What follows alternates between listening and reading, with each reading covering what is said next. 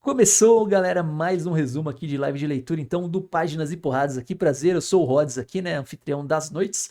E falando em noite aqui, tema não mais propício aqui, né, porque hoje falaremos de Sandman aqui, né, Nosso Senhor dos Sonhos. Terceira live, né, terceiro, na verdade, volume, né, quinta live aqui, na verdade, de Sandman aqui, que temos aqui, né. Então, qual que é a ideia aqui? A ideia é ler Sandman inteiro aqui em nossas lives, né, grande desafio aqui, né, desafio dos sonhos. Mas, e hoje aqui estamos aqui na companhia do volume 3 aqui da edição definitiva aqui, né, de 30 anos, definitiva não, perdão, da edição de 30 anos de Sandman, né? Para quem está aí na versão definitiva ou aí digitais, né, de outros meios, inglês e tal, vocês vão ver que são os capítulos 17 ao 20, né? Então são 4 capítulos aí que leremos hoje aqui na noite, né? Então, Sandman aqui, sempre legal lembrar, né? Criado aqui por Neil Gaiman, ilustrado por Kelly Jones e Malcolm Jones III, Charles Vez e Coley Doran aqui, né?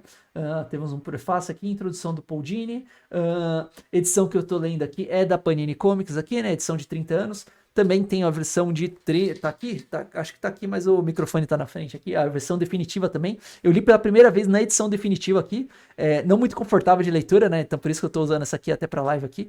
Mas que compilava tudo, né? Na época era um putz, benefício, custo-benefício, né? Acho que eu pagava 80, paguei 80, 90 reais nas edições definitivas, e a maioria das edições definitivas agradeço a todos os meus amigos aí do Projeto X Podcast, que todo aniversário eles me davam uma edição definitiva de Sandman. Eu acho que eu só comprei, acho que a edição número 1, acho que a 2, a 3, a 4 eles me deram, e aí depois de anos lançou a 5, aí eu já, tipo, já tinha pego tal, assim, mas valeu aí, galera.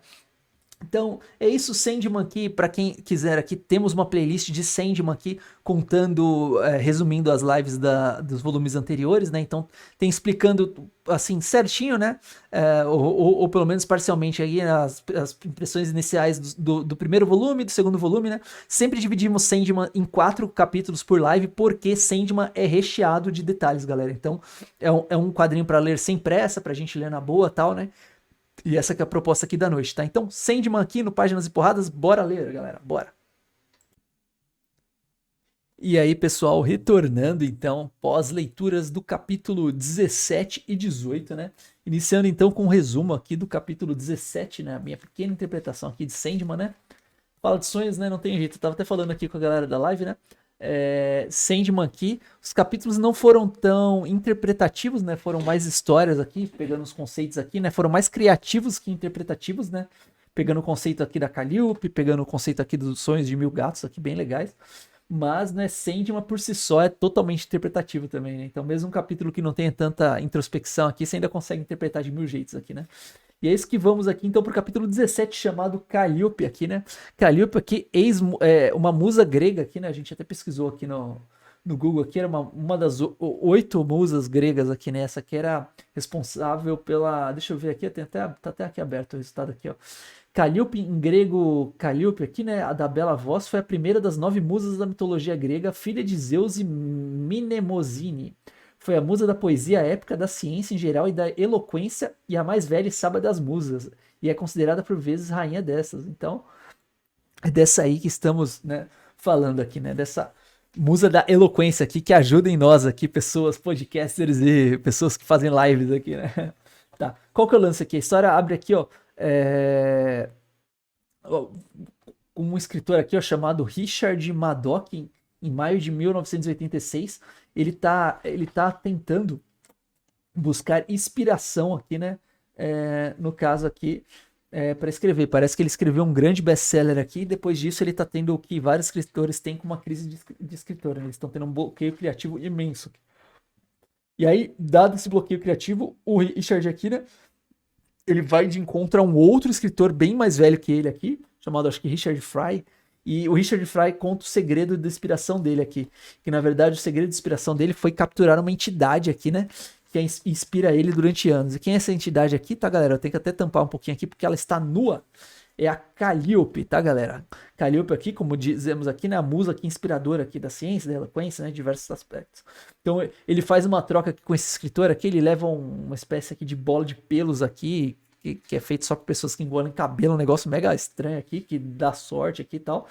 Mas ele troca a Calliope aqui por essa parada aqui do bola de pelos aqui e tal. E a Calliope aqui, né, ela realmente, ela inspira o cara. Depois de violentar aqui a Calliope aqui como o primeiro ato dele aqui, levar ela para casa, né, ele consegue ter inspiração aí para escrever durante 3 horas ininterruptas, né, ininterruptas.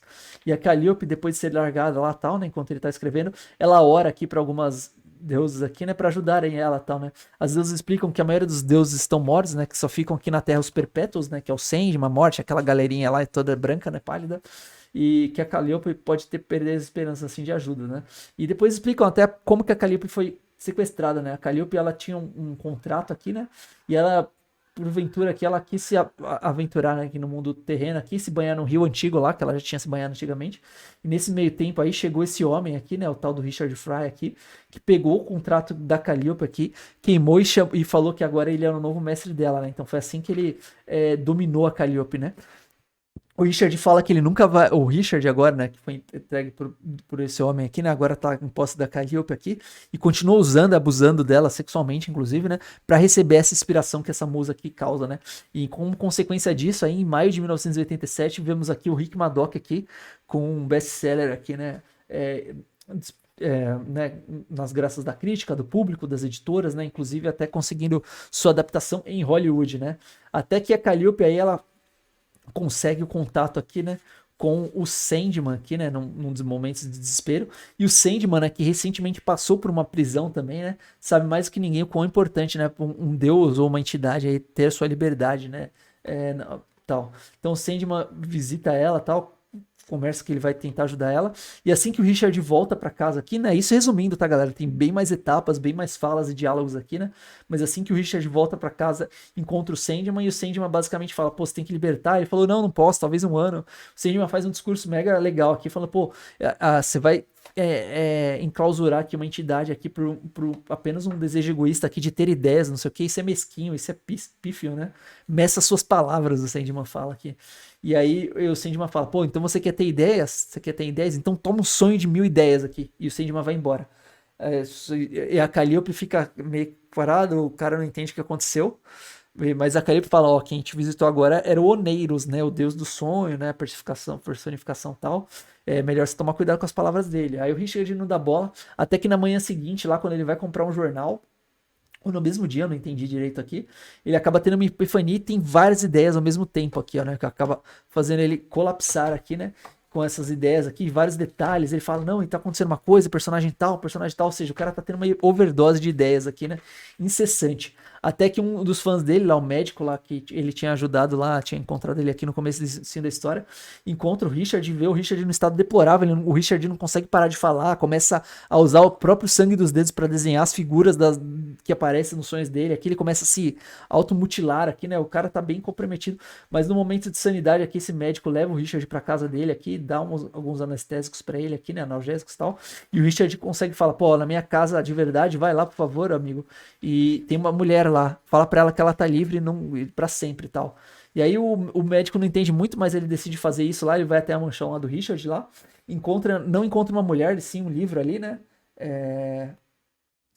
E sim o livro, e aí ele acaba falando: pô, você tá livre, não sei o quê. E quando o médico fala isso, né, fica-se concluído então o contrato, né, e a Calliope aqui, né, ela finalmente é libertada. Ela tem até um diálogo breve aqui com o Sandman aqui, né, agradecendo tal, tudo, até fala dele se encontrar, o Sandman fala que não é uma ideia tal.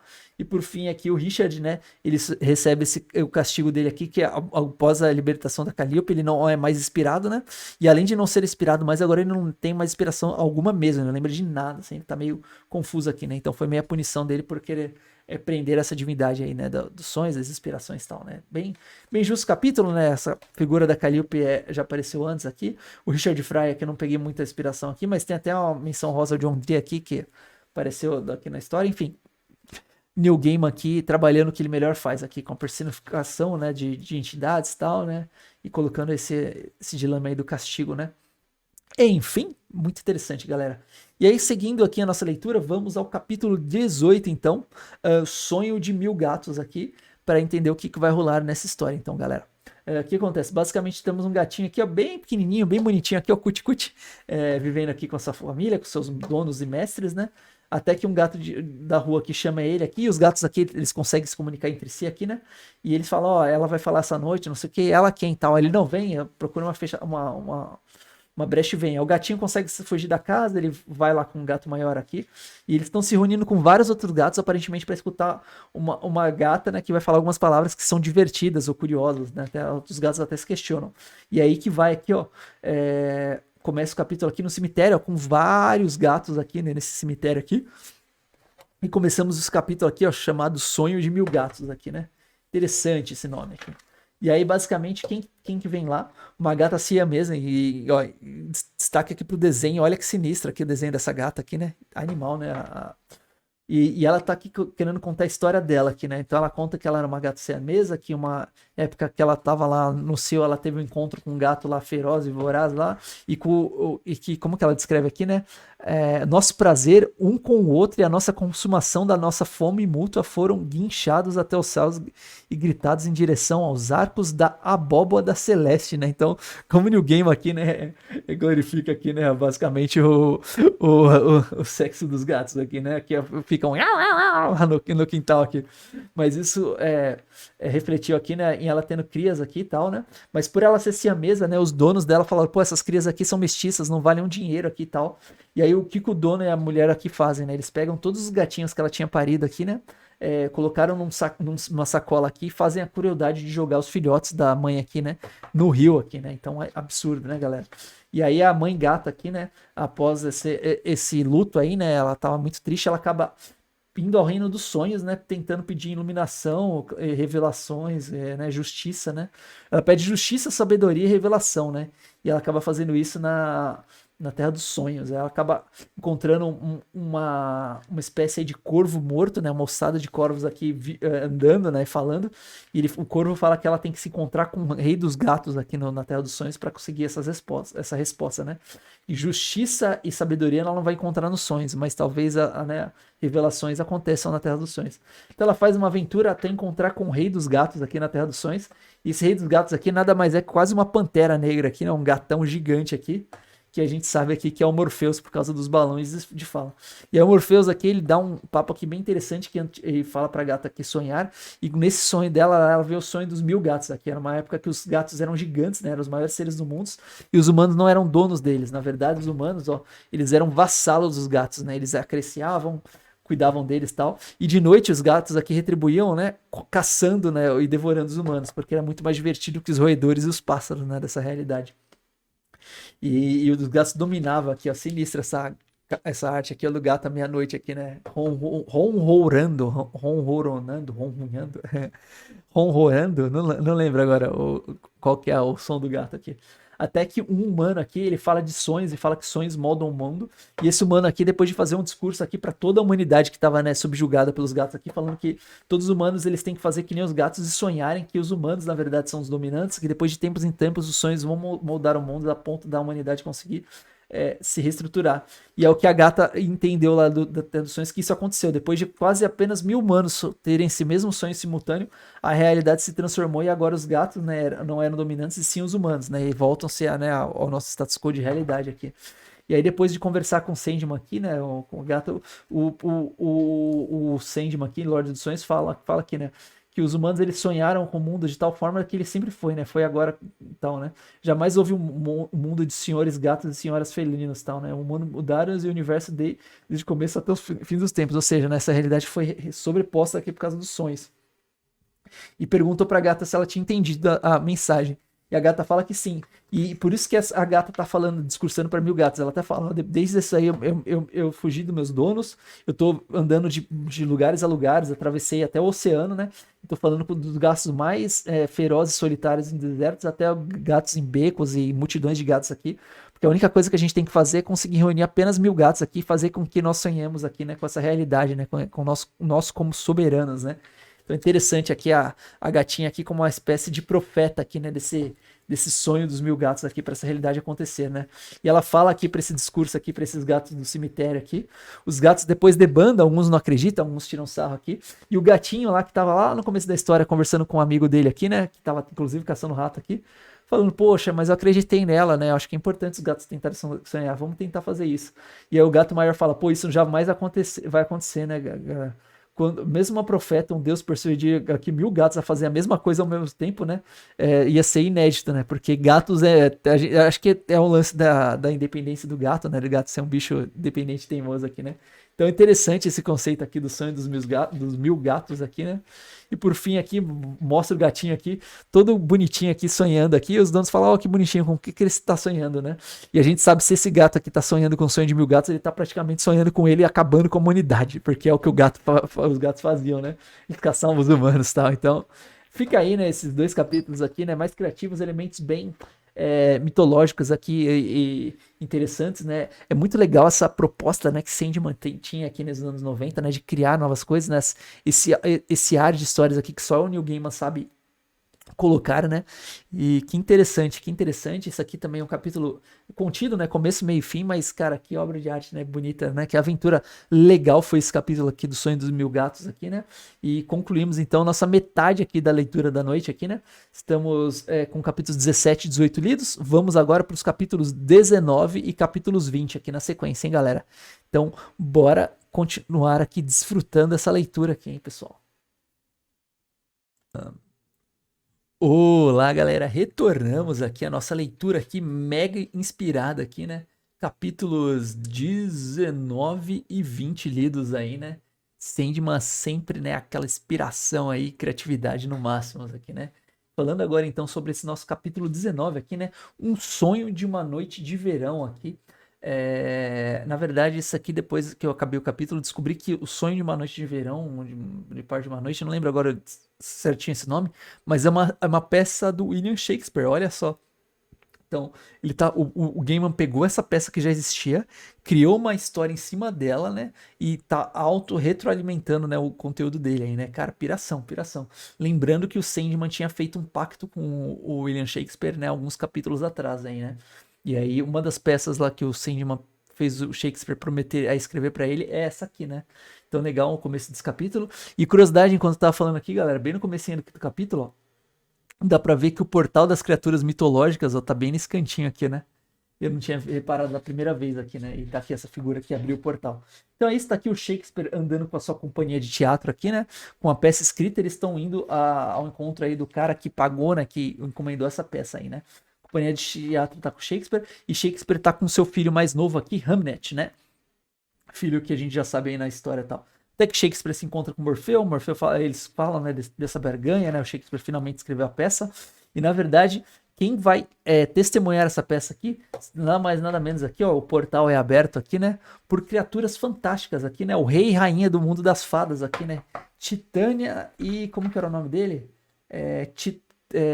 Senhora Lady Titânia e Alberon de Dom Daniel. Olha só, hein? Então, Alberon e Titânia aqui, né? E várias outras criaturas místicas aqui, fantásticas aqui desse suposto mundo das fadas. Obviamente, os humanos aí da companhia de teatro ficam em choque aqui, né, com a situação, mas eles vão interpretar essa peça. E essa peça aqui vai se passando basicamente com... É uma peça que conta a história, né, também do Rei e Rainha das Fadas e de humanos aqui, que tem uma situação. O próprio Duende Puck aqui, ó, ele tá aqui como espectador e ele também tem um ator interpretando ele aqui, né? Ele tá com uma máscara estilo Guy Fawkes aqui, né? Pra fazer o Duende aqui também. Então, bem interessante aqui os conceitos. E basicamente, assim, é um capítulo bem verboso, né? Porque é todo rimado, né? Já que é uma peça do Shakespeare aqui, a tradução fez o melhor que pôde aqui pra tentar criar aqui, mas eu tenho certeza que o material em inglês aqui seria original.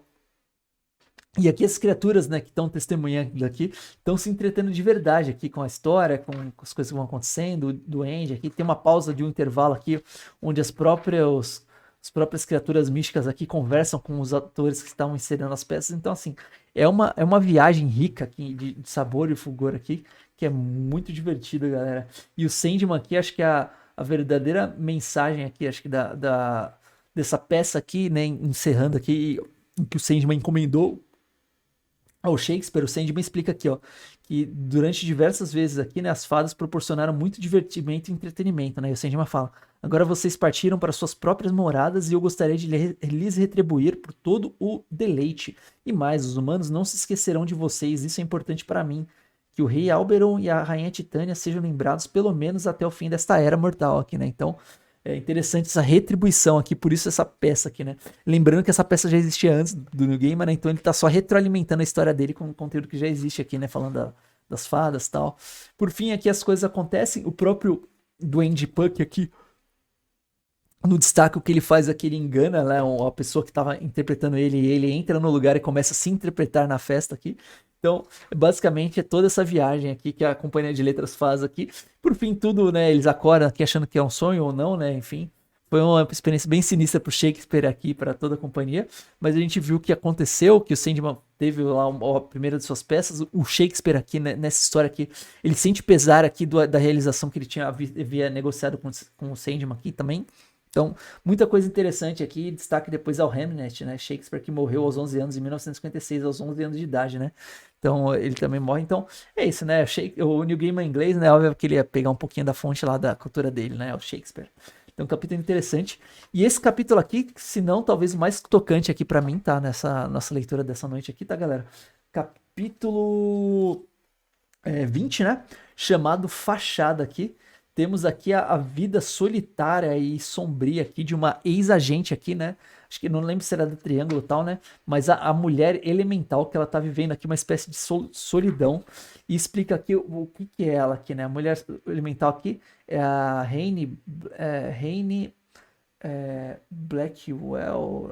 Não. Urania Blackwell, né? O Raine aqui, né? É, e aí, não, é a Urania Blackwell aqui, né? A Raine é uma amiga dela aqui, né? E a Urania Blackwell aqui, pela aparência aqui, eu já meio que saquei que ela tá parecendo muito um dos heróis aí da DC, chamado Elemental Man, né? O Rex Manson, né? O cara que ele tem a habilidade de ser metamorfo. Aqui no Brasil acho que ele é chamado de metamorfo. E ele tem a habilidade de transformar o corpo dele em qualquer gás, qualquer material orgânico, né? E essa mulher tá aqui, né? Só que o problema dessa mulher é que, além do metamorfo, ela tá com a aparência do metamorfo, né? Metade tal. E ela tá sofrendo, né? Porque ela não tem uma aparência normal, ela não morre, ela não... Tipo, não tá podendo ter uma vida normal com esse fardo, né? E até falam que como ela conseguiu os poderes foi um acontecimento mega estranho. Soninho, hein, galera? Sandman, sono nos sonhos. Mas mostra que ela pactuando com o Deus Ra, que na verdade nem era do livre-arbítrio dela, ela só foi fazer uma missão lá. No meio da missão, ela foi forçada a pegar esses poderes, né? Que desfigurou ela aqui de uma forma, né? Pesadíssima aqui, né? Tem o Deus Ra que é manipulando o corpo dela aqui, né? Transformando ela aqui nessa mulher elemental aí, nessa metamorfa. E ela não consegue ter uma vida normal por causa disso, vive atormentada, não pode viver em sociedade, né? Ela tenta até criar um rosto aqui, né, para tentar se disfarçar, visitar uma amiga. E após a frustração do rosto cair aqui, ela fica aos prantos aqui, né, na sua solidão aqui, tentando morrer aqui. E aí quando ela fala que ela quer tentar se matar aqui, quem aparece aqui? A morte. E a gente é inclinado a pensar que, pô, ela vai conseguir se matar sim, apesar de ela ser uma metamorfa, né, que não adianta se atirar, não adianta cortar pulso, não adianta se envenenar, né, porque o corpo dela sobrevive, né, de metamorfose, né, então ia conseguir aguentar qualquer coisa. Então ela fica aqui dialogando com a morte, que ela tentou várias vezes se matar. A morte fala que, tipo, dá uma lição aqui de as pessoas se apegarem no alto flagelo delas, né, de não conseguirem maneiras de sobreviver, de se entender e se aceitar. E a Hayley também não consegue achar o entendimento. Ela fala, pô, Morte, você tá aqui pra me matar, né? Você é clamorosa e tal. A Morte fala, não, eu só tô aqui porque sua porta tava aberta, eu vim matar uma pessoa aqui, né? Buscar, né, uma pessoa no andar de cima aqui, mas como sua porta tava aberta e você precisava de ajuda, eu achei legal entrar aqui e conversar. Então, realmente a Morte não tava aqui pra buscar a Urania aqui, né? No caso, a Urania Blackwell. E aí a Morte aqui dá um sermão, fala aqui de outros metamorfos, que os metamorfos sim conseguem morrer, então ela pode ficar tranquila que a hora dela vai chegar daqui a 2000 anos e tal. Mas a Urania não consegue aguentar toda essa explicação da Morte aqui, né? E a Morte fala aqui do conceito dela, que a Morte está em diversos lugares, está vendo o fim de várias civilizações, de tribos na África, né? De vizinhas, não sei o que, né? Então, todos esses conceitos aqui mega líricos aqui do Neil Gaiman, né? Rolando aqui na história, né? E aí, por fim, a morte aqui, ela acaba sendo tocada pela Blackwell aqui, e ela resolve interferir e falar, ó, então você ganhou os poderes de Ra, e quem é Ra? Ra é o Sol, e a personificação dele não tá só naquela pirâmide do Egito, você pode se encontrar com ele aqui, ó, pelo próprio globo de sol aqui, né? Porque a luta do Ra lá com o tal do Deus Serpente lá imortal já tinha acabado até. Tem até uma brincadeira aqui, ó. A luta de Ra com a Serpente Imortal já acabou mais de 3.000 anos atrás, a morte fala. Inclusive, eu busquei a Serpente Imortal há 3.000 anos, né? Então, ou seja, né? É uma brincadeira que a Serpente Imortal morreu. Mas enfim, a Rhaenyra com essa dica de ela podia conversar com o Ra, né? Que a guerra já acabou, mas o Ra insiste, né? Não sei o quê. A Urania consegue, olhando pro sol, ouvir a voz de Ra, eles se dialogam aqui e tal. E por fim, aqui ela é transformada em pedra aqui pelo Ra, né? O Ra concede essa misericórdia aqui. Na verdade, ela vira tipo, como se fosse um cristal e pedras aqui, pó. E ela consegue o fim que ela queria aqui, né? Nesse desespero dela, assim. E foi um capítulo, apesar de eu resumir aquele bem rapidamente, tá, galera? Foi um capítulo bem tocante pra mim aqui. Não só por esse lance aqui de formas de suicídio, né? De autoaceitação da ex-heroína aqui, né? Mas desse lance de falar de morte, né? Falar de morte sempre muito tocante, né? Você vê uma pessoa em desespero aqui, né? Só achando esse fim aqui dessa maneira aqui também é bem pesado aqui pra mim. Mas, enfim, é mais uma viagem assim muito válida, muito justa aqui, né? Dentro da história aqui do Neil Gaiman, né? E que maneira essa jornada aqui desse quadrinho aqui, né? Então, que legal foi ler esse capítulo, esses dois capítulos, né? O sonho lá de Uma Noite de Verão, cara, interessantíssimo. Eu tô na pilha pra ler William Shakespeare. Na verdade é uma peça de teatro, né? Mas dificilmente aqui eu vou conseguir um teatro aqui que esteja ensinando essa peça agora, né? Mas eu vou tentar buscar conhecer mais da obra original aí pra entender mais ainda essa história. E sobre a mulher elementar aqui, né? No seu Tormenta aqui, cara, que capítulo legal aqui falando sobre morte, né? Sobre finitude das coisas aí, né? Então, interessante aqui esse capítulo, né? Foi uma leitura bem legal. Esse resumo aqui dos capítulos aqui conclui, então, o nosso volume 3 aqui, né? De Sandman, que edição de 30 anos aqui, né? Foi a proposta dessa nossa noite de live aqui, né? Lembrando aí que a gente sempre faz lives com temas agendados aqui, né? Então, para quem está vendo aqui essa gravação no YouTube aqui, prazer aí, valeu galera, sou o Rods aqui, lives toda terça, pelo menos toda terça e quinta-feira, às 8 da noite, ou em Nudes Rods, ou em Páginas e Porradas aqui, né, então estão as redes sociais aqui e tal, né, mas que maneiro aqui, todo esse capítulo aqui, Sonho de Mil Gatos, criativo demais, Calliope aqui, uma história de inspiração, o lance aqui da Noite de Verão do William Shakespeare aqui, né, poético aqui, o Neil Gaiman até fala aqui no pós-fácil aqui, que foi o capítulo mais difícil de escrever, mas é o que as pessoas menos admiram, e eu até falei durante a live aqui que eu tinha uma lembrança meio estranha desse capítulo, que eu não tinha gostado tanto na época e tal, e agora esse da morte aqui, eu nem lembrava desse capítulo aqui, confesso, mas relendo aqui agora, cara, me tocou bastante, assim, né, então... É isso, né? Sandman é mais que só uma leitura, né? Uma experiência. Então, foi maneiro compartilhar mais uma noite aqui de leitura com vocês, né, galera? Vocês estão sempre convidados aqui a compartilhar nossas leituras aí. E para quem tá no YouTube aqui, ó, me despeço aqui, galera do YouTube. Vídeos aí toda semana, né? Com resumos das lives aqui. Valeu, galera. Abração.